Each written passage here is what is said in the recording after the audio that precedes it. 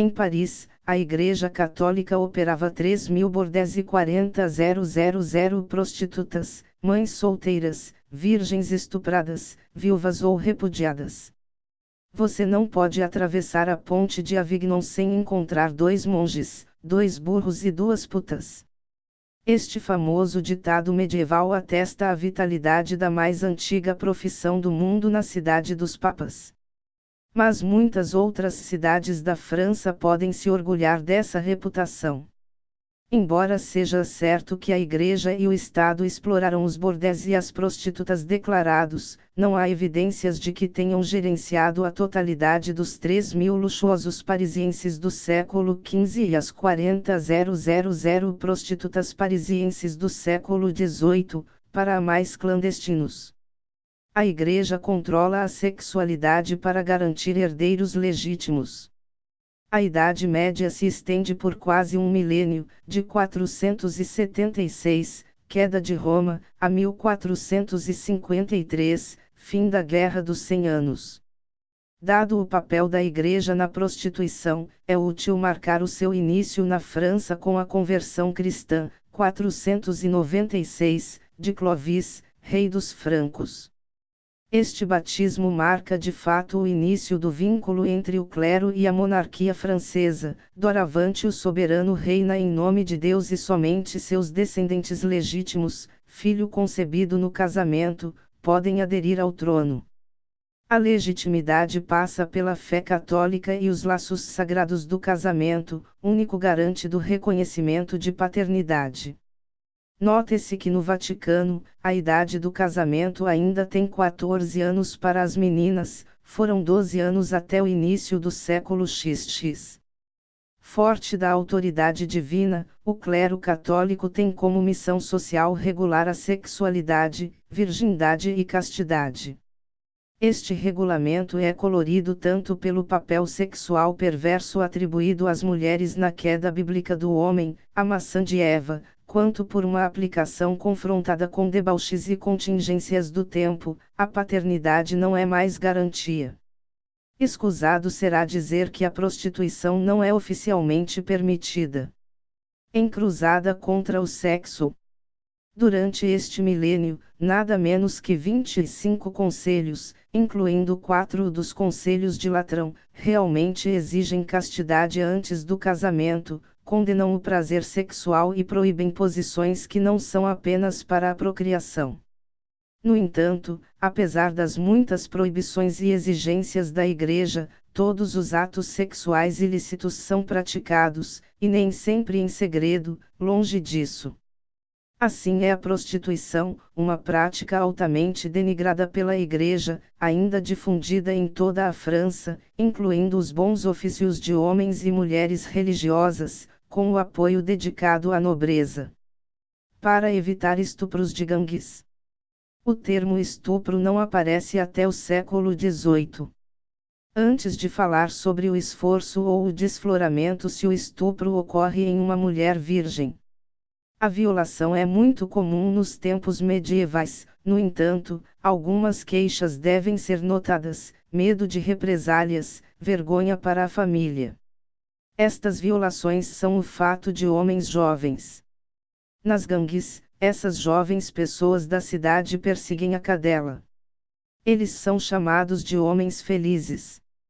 A afirmação da masculinidade muitas vezes leva a uma explosão de violência e resulta em violações de quadril cometidas em mulheres isoladas e fracas, consideradas comuns. Ansiosos por evitar essas derrapagens, as autoridades encorajam o crescimento da prostituição oficial. A prostituição é um fenômeno de segurança pública e dá satisfação aos impulsos mais escondidos. Como alguns dizem, a prostituição é um mal necessário. As prostitutas têm uma responsabilidade social: defender a honra das propriedades das mulheres, mulheres da virtude, e lutar contra o adultério. O prostíbulo pode então ser considerado como uma instituição de paz onde os jovens temperam sua agressividade. Mulheres sem maridos, mulheres sem honra.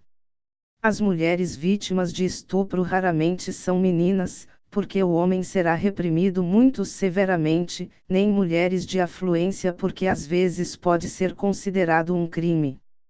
Na maioria das vezes, as vítimas são mulheres solteiras, viúvas ou esposas abandonadas, mulheres descritas como desonestas porque já não têm maridos. Somente o status de esposa ou mãe é valorizado e reconhecido. Essas mulheres são muitas vezes de paisagens pobres, empregado ou esposa do trabalhador, porque a pena será baixa ou inexistente. Como resultado, a mulher é difamada por estupro, ela perde sua honra, fama pública. Assim, uma mulher solteira terá dificuldade em encontrar um marido e uma esposa provavelmente será abandonada pelo marido. Um mal nauseante para evitar fornicação e adultério. Agostinho sobre a prostituição no século V: elimine as prostitutas, você irá perturbar a sociedade pela liberdade. Desde o final do século XIII, até o século XV, a profissão foi vista mais como uma prática imutável. A tradição cristã considera a prostituição como um mal menos necessário.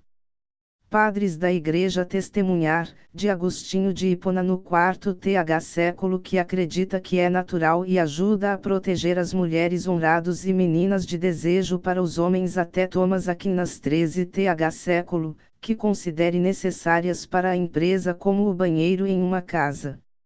Cheira ruim, mas sem ele, é em toda a casa que se sentiria mal. A prostituição é tão natural que, para muitos teólogos, é melhor para uma mulher empurrar o marido do que consentir em certas relações sexuais, que consideram ser pecados sérios. Do ponto de vista do mal menor, essas mulheres são sacrificadas por um bem maior, a ordem pública. Muitas vezes, é a permanência de estupro organizada que leva os municípios a fazer a questão da organização da prostituição para canalizar a agressividade sexual dos homens. Os bordéis da igreja, um mal natural para evitar o pecado. Na Idade Média, os responsáveis pela ordem pública, municípios, secular ou eclesiástica, senhores, bispos, abades e papa, organizando gradualmente a prostituição, já a partir do XII século, e especialmente da XIV século, puxando um lucro financeiro. Há mesmo bordéis pertencentes a mosteiros ou capítulos. A prostituição é sempre considerada natural, como um mal menor.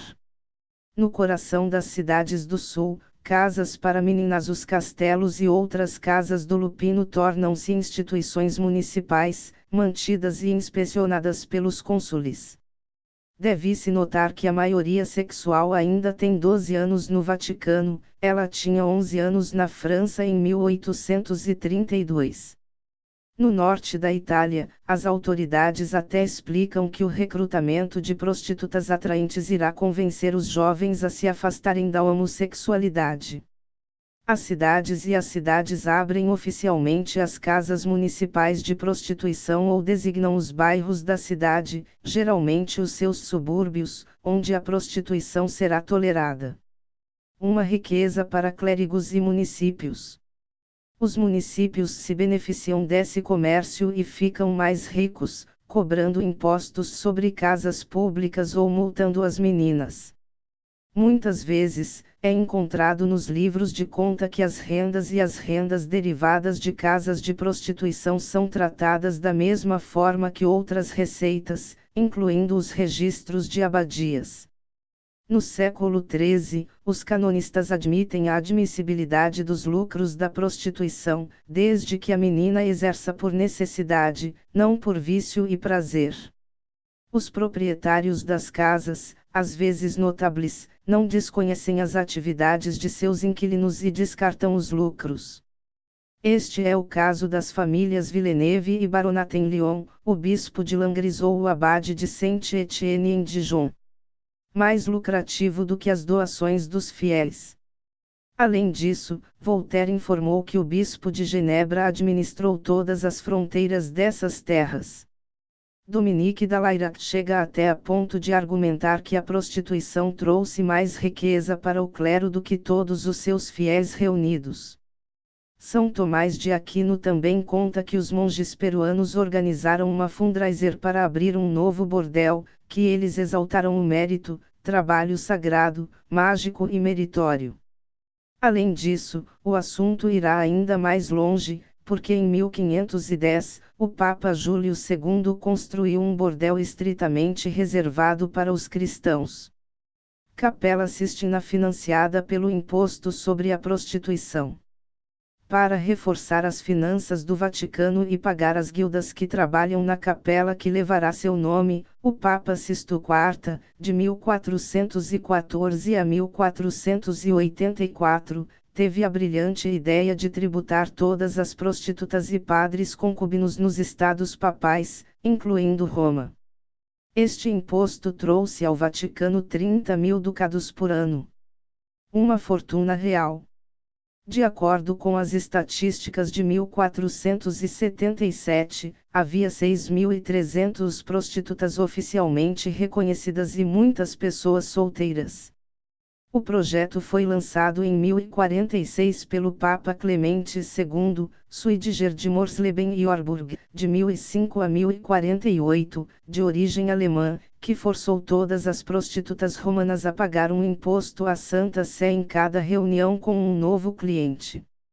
SS Sisto IV, um papa pedreiro, incestuoso e proxeneta. Para aproveitar essa fortuna financeira, o próprio Papa Sisto VI, de 1414 a 1484, adquiriu um prostíbulo se tornando um proxeneta. Até sua eleição, Sisto IV teve uma boa reputação. Sob o seu pontificado, ele foi o sujeito de julgamentos controversos devido à espera que seus sobrinhos tomaram sobre ele.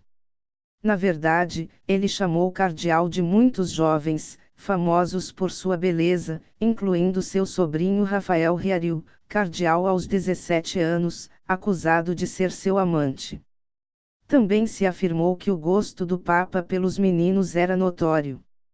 O teólogo Balaeus, 16th século, fornece tão improvável que Sisto IV tinha dado os cardeais licença para praticar sodomia durante períodos de tempo quente. Isso foi chamado de vício italiano. Ainda hoje, a maioria sexual no Vaticano tem 12 anos. A vida sexual dos papas. Assassinato, prostituição, pederastia.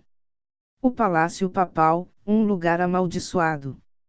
É um papa com moral corrupta, Léo III, de 26 de dezembro de 795 a 12 de junho de 816, que coroou em Roma em dezembro do ano 800, o imperador Carlos Magno, 742814.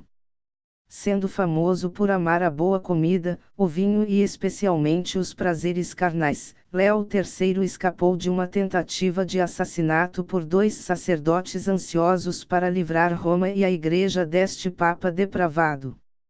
Stephen IV, 22 de junho de 816 a 24 de janeiro de 817, foi papa apenas alguns meses, mas seu sucessor, Pascal I, de 25 de janeiro de 817 a 11 de fevereiro de 824, levou uma vida de devastação que, durante os 7 anos de seu pontificado, feito da cidade sagrada e do palácio papal castigaram lugares onde o sexo livre foi dado a todas as formas de perversões inimagináveis.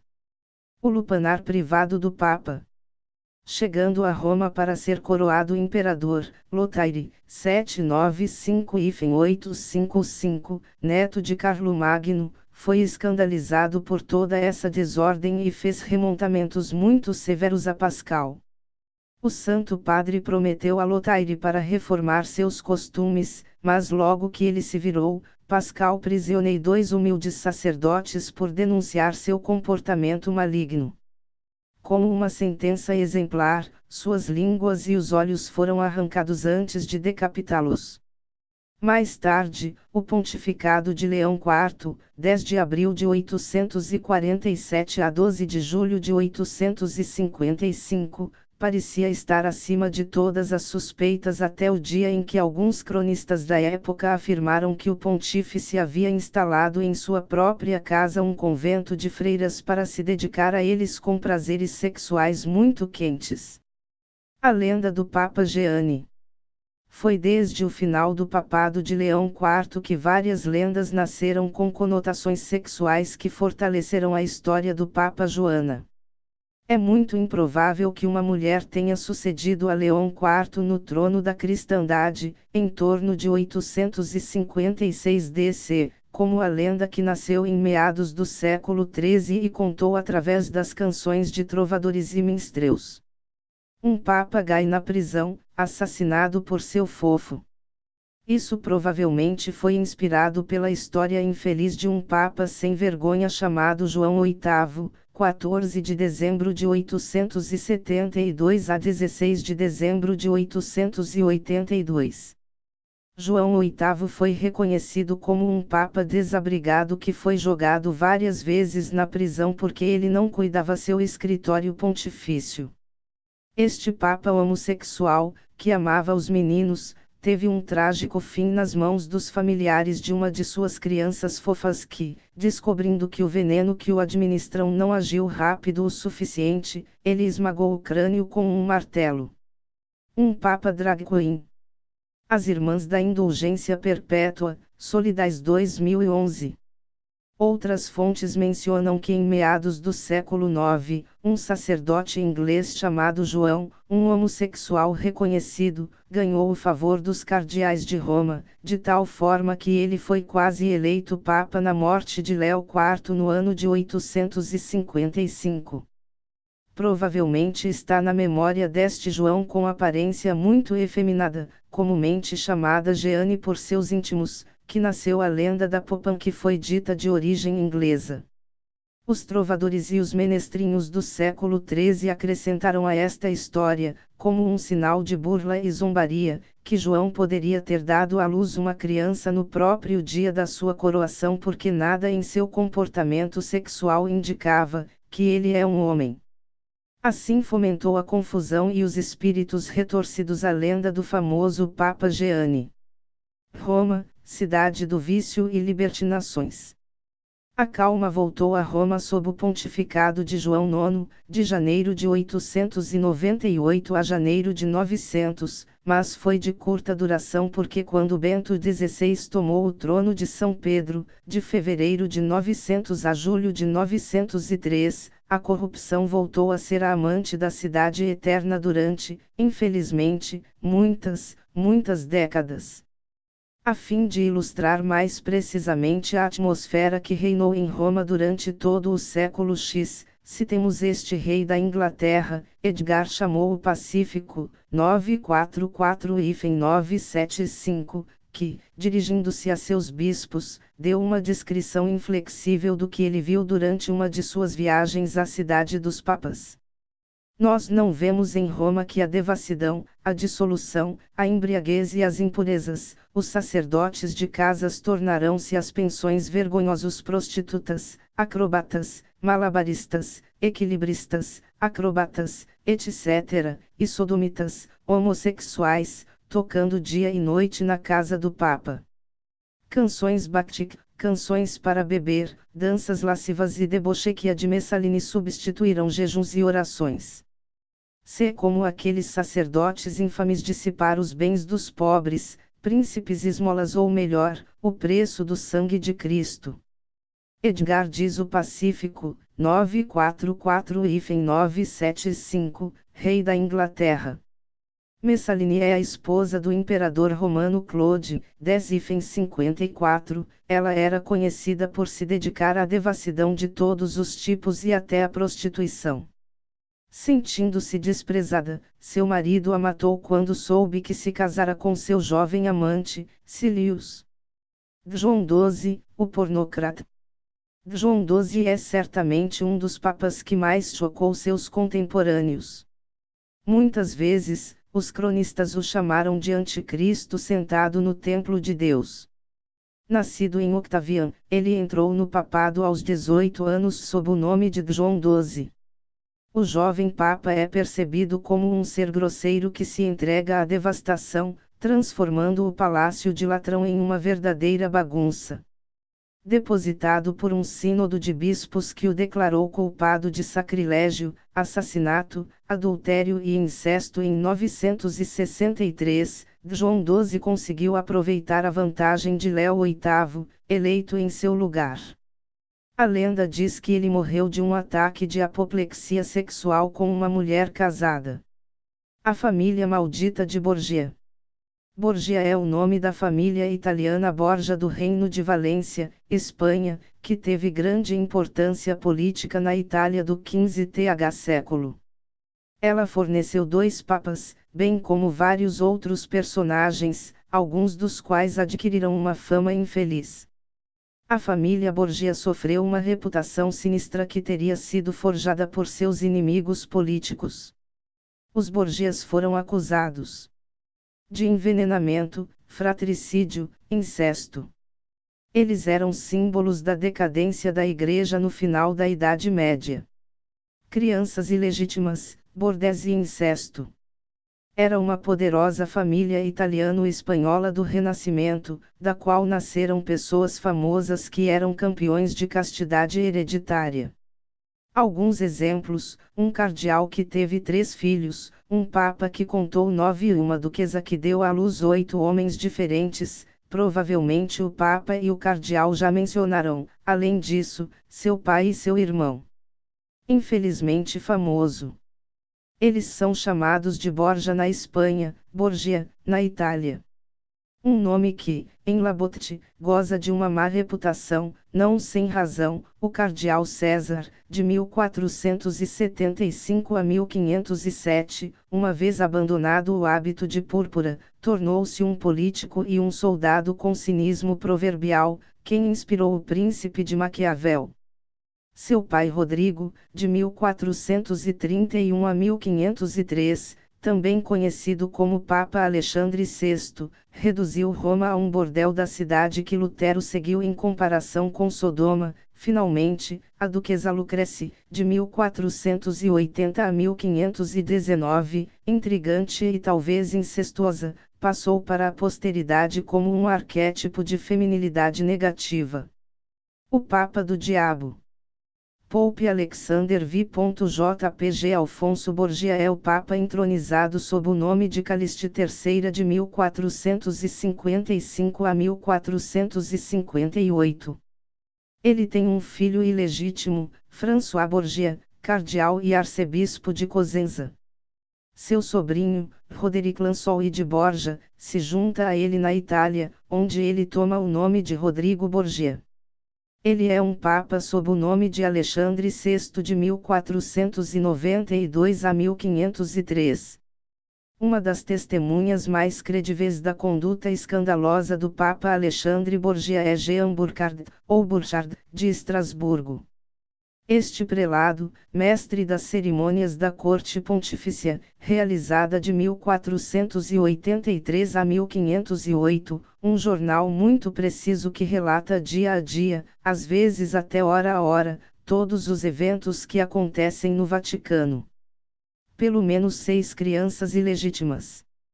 Em 1470, enquanto ele já foi ordenado, Rodrigo Borgia conheceu Vanosa Giovanna Catanei, jovem patrício romano, que lhe dará seus favoritos 4 filhos, João ou João César, Lucretius, e Geoffrey ou Joffre. Em 1489, nova conexão com a jovem e bonita Giulia Farnese com apenas 15 anos, cuja casa estava diretamente conectada a São Pedro. Rodrigo Borgia tem 58 anos. Da sua união nascerá uma menina, Laura, que será apresentada como filho legítimo de Orso Orsini, marido oficial de Giulia Farnese. Ele já teve um filho, Pedro Luiz de Borgia, legitimado por Sisto IV. Um terceiro amante, foi dito, era talvez sua própria filha Lucrece, de 1480 a 1519. Ela é famosa por sua beleza, bem como por sua moral dissoluta, um filho nascido de seu amor incestuoso com seu irmão César, alguns bastardos, uma atividade de envenenamento, e assim por diante. Violação de sodomia e danças orgiásticas de 50 prostitutas. As orgias eram para Alexandre VI, uma distração em tempo integral, sem qualquer discrição, sem discriminação de classe ou tabu de parentesco. Francesco Guicciardini relata um episódio em que o Papa atrai a jovem e bela Astorre Manfredi, senhor de Faenza, a Castel Sant'Angelo, a quem ele viola e atira no rio Tibre. Mas também poderia ser o César Borgia que detinha prisioneiros dos dois irmãos Manfredi. Os escândalos continuam na Santa Sé, apesar das remontamentos do irmão dominicano Jerônimo Savonaroli. Venha aqui, igreja infame, ouça o que o Senhor lhe diz. Sua luxúria tornou você uma menina de alegria desfigurada. Você é pior do que uma besta, você é um monstro abominável.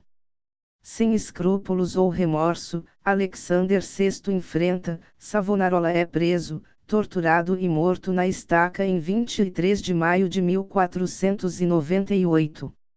De acordo com Jean Burckhardt, testemunha silenciosa, mas indignada, a devassidão do Papa Alexandre e sua prole atingiu seu clímax neste orgia noite de 31 de outubro de 1501 com a evocação da dança de 50 prostitutas totalmente nuas e um concurso mediado por César e Lucrécia para avaliar e recompensar a proeza dos assistentes da masculinidade. Os despachos enviados aos tribunais da Europa por seus embaixadores e aparecendo em numerosos arquivos diplomáticos confirmam o incrível testemunho do padre Burckhardt. Entendemos por que tantas histórias referentes a pactos com o diabo foram capazes de circular na morte de Alexandre VI. Tipos de prostituição.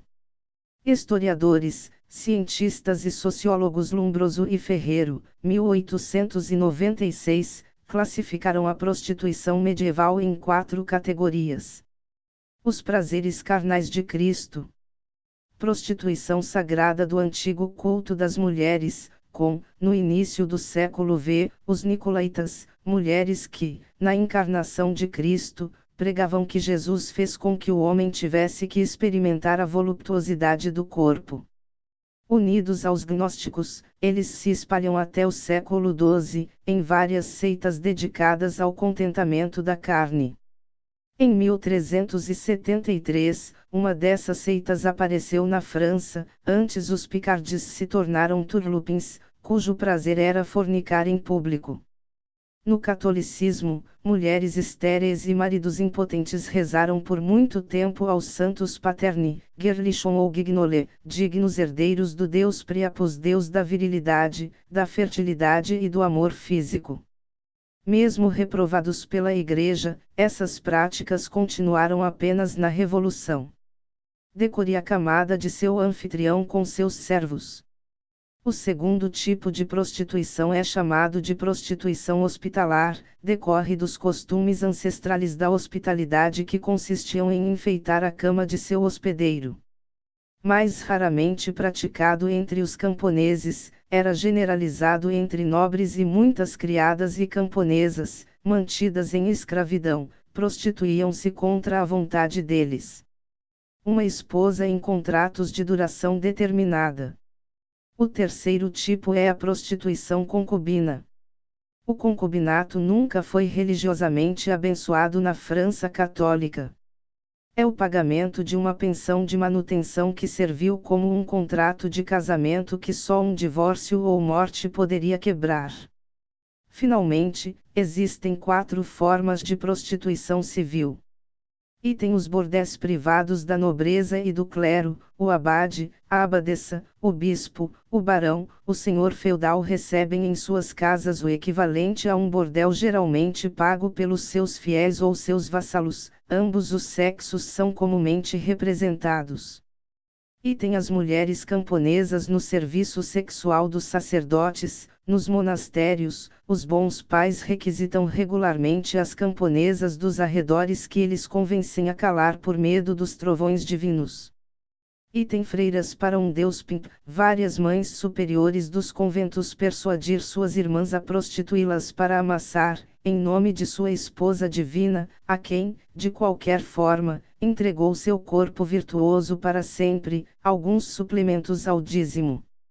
Item mulheres, objetos para pagar impostos. Na Idade Média, o reino da França está longe de se consolidar e as guerras entre os pretendentes da realeza entregam o campesinato a impostos ruinosos, incluindo o tamanho.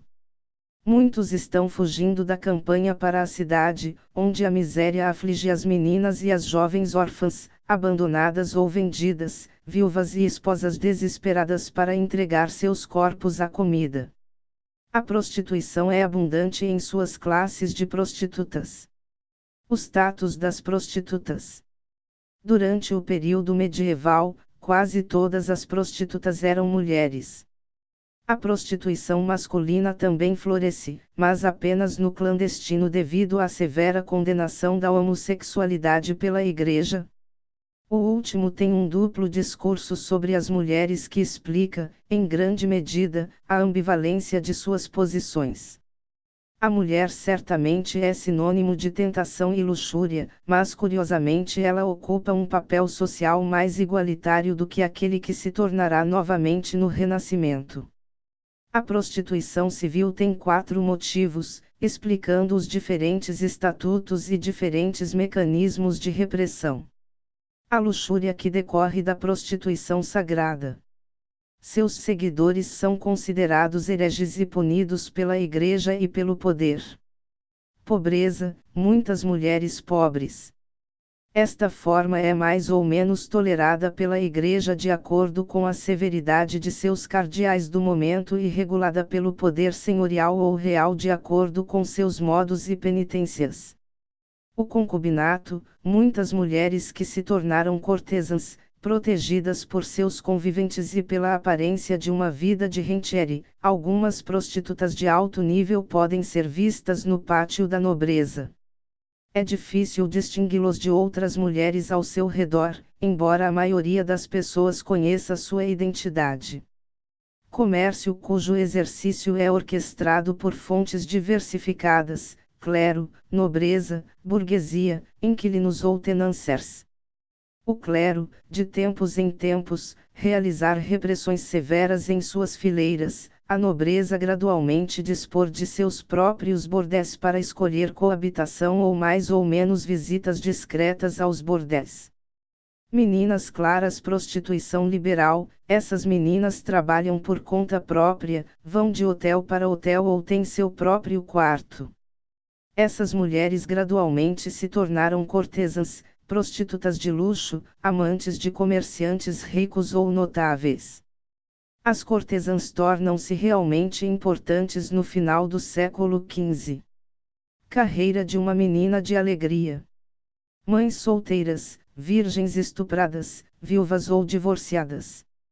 As prostitutas são por razões financeiras, porque estão sem recursos por uma razão ou outra. Este é o caso dos estrangeiros na cidade, mulheres migrantes do campo, meninas excluídas do sistema matrimonial porque eles foram estuprados, porque estão grávidas e dirigidas por servos, porque estão viúvas ou abandonadas. Mas também há uma prostituição menos miserável, de mulheres que recebem secretamente de seus domicílios homens de boa condição e que o bairro tolera mais ou menos bem. A maioria das prostitutas são, como hoje em dia, por utilidade ou obrigação. Neste contexto, a grande maioria das prostitutas são confinadas às classes mais baixas da sociedade, mesmo que algumas delas se tornem amantes de pessoas importantes, conseguem escapar. Não parece uma esposa legítima. Negociar os encantos é muito visto como uma profissão como qualquer outro. No entanto, os chamados retrocessos permanecem facilmente identificáveis. É proibido usar roupas ou acessórios que demonstrem luxo. Broches, peles e outras roupas podem ser confiscados sumariamente. A abadesa cobra 1/3 dos ganhos para um telhado. As meninas da alegria em quase todos os lugares, banhos públicos, bosques, arbustos, ruas ou ruas reservados para a prática deles, tribunas dos outros e outros lugares incomuns. No entanto, os lugares dedicados aos regulares são os bordéis municipais, que são chamados neste momento bordels ou bom albergue. Geralmente são administrados por uma maquerelle, muitas vezes uma mulher casada, chamada abadesa, doce vingança contra o clero. O último leva 1/3 dos ganhos de suas filhas em troca de sua pensão. Portanto, é muito fácil encontrar uma cura para um desejo urgente. Contracepção natural. As práticas sexuais, para o que se pode conhecer, parecem ser comumente orais, anais, manuais e interfemorais, as mulheres que fogem do sexo vaginal por razões anticoncepcionais. Fim da carreira, abadesidade, casamento ou convento. O fim da carreira é estimado em torno dos 30, mas nenhuma fonte pode afirmar essa era. Como as raparigas não podem mais prostituir-se, várias opções de vida estão disponíveis para elas. Torne-se, por sua vez, uma louca, abadesa. Retiro no arrependimento Fundação Street Mary Magdalene. Na maioria das vezes, o casamento os faz sair de suas condições. Na verdade, casar com uma garota de alegria é considerada uma obra piedosa da Igreja. A repressão do vício. Mas tolerado em nome da moral conjugal esquizofrênica. O papel desempenhado pela Igreja é particularmente ambíguo. Por um lado, desde Santo Agostinho, ela vê a prostituição como um mal inevitável que não pode ser removido da sociedade sob pena de ter outros males. Por outro lado, por sua obrigação moral, reprime com a ajuda de seus tribunais eclesiásticos, não prostitutas, mas inquilinos e outros casamenteiros em nome da moral conjugal. Páscoa dos Soldados de Deus. Nestes tempos de guerras e cruzadas, notemos que os soldados e os cruzados não são uma exceção à tentação, uma procissão de mulheres segue o exército, mesmo o de Deus, as lavadeiras como prostitutas. As fases da derrota correspondem a uma recuperação da moral e vice-versa. Deve entender-se que, quando as tropas começam a perder, as autoridades o colocam na parte de trás da sua devastação vergonhosa. No entanto, quando eles ganham, as proibições são levantadas, e assim por diante, de vitórias a derrotas. Certamente, há trabalho para essas garotas de alegria que, às vezes, chegam tão longe quanto a sua barraca entre os soldados. Sua reputação é ruim, no entanto, João of Arc, por exemplo, dirigiu os ribaldes que seguiram seu exército. Escravos raspados para lavar seus pecados. Entre 1254 e 1269, Luís IX ainda decide erradicar toda a prostituição. As leis que permitam que as autoridades encarceram madrinhas de honra são postas em prática. As prostitutas que são capturadas, no entanto, são enviadas para prisões especiais, onde as condições de vida são miseráveis. Atendidos ao cuidado de freiras e sádicas que pensam que são nomeadas para afastar o vício, eles têm a cabeça raspada para humilhá-los e eles são feitos para trabalhar com a quase escravidão, muitas vezes até uma morte prematura. 1254, Portaria de Luís IX proibindo a prostituição, as prostitutas são expulsas das cidades e todas as suas propriedades são apreendidas, mesmo roupas, e os proxenetas são punidos com multas igual a 1 ano de aluguel. 1256, Nova Ordem de Luís IX que retorna à estrita proibição da prostituição. A prostituta não é mais do que relegada fora dos muros das cidades e longe dos locais de culto. Em 1269, Street Louis, que se prepara para embarcar na 8ª Cruzada, pede novamente para erradicar o mal do reino.